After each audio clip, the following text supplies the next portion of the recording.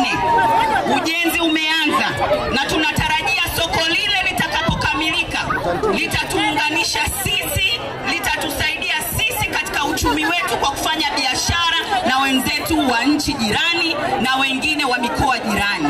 Uchumi wetu utakuwa. Nani kama Daktari Samia Suluhu Hassan? Tarehe 29 twende tukaweke kura kwa wagombea wote wa Chama cha Mapinduzi. Lakini tunafahamu sisi moe, tunafahamu kuhusiana na ujenzi wa mwalo wa Katonga.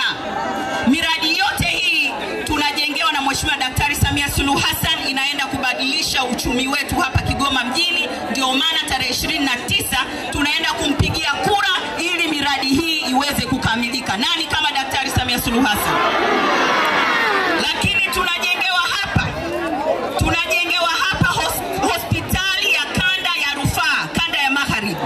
Badala ya kwenda Muhimbili, badala ya kusafiri kilomita zaidi ya 1200 kwenda kwenye huduma za rufaa tunapoenda kule Dar es Salaam Muhimbili, au kama tunapoenda Bugando kule Mwanza, sasa tutapata hapa Kigoma huduma hizo. Nani kama Daktari Samia Suluhu Hassan? Twende tukampigie kura siku ya tarehe 29, tusifanye makosa, miradi hii ikamilike.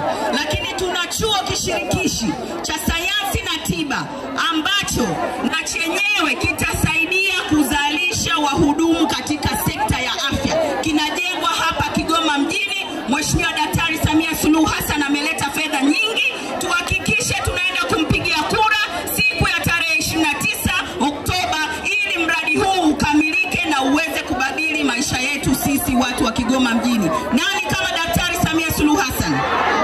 Nani kama Daktari Samia Suluhu Hassan?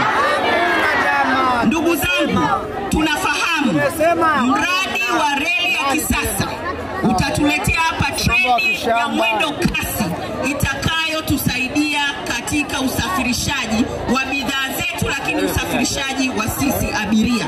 Na usafiri huu utarahisisha sana shughuli zetu za kiuchumi na kijamii. Mheshimiwa Daktari Samia Suluhu Hassan analeta hapa zaidi ya trilioni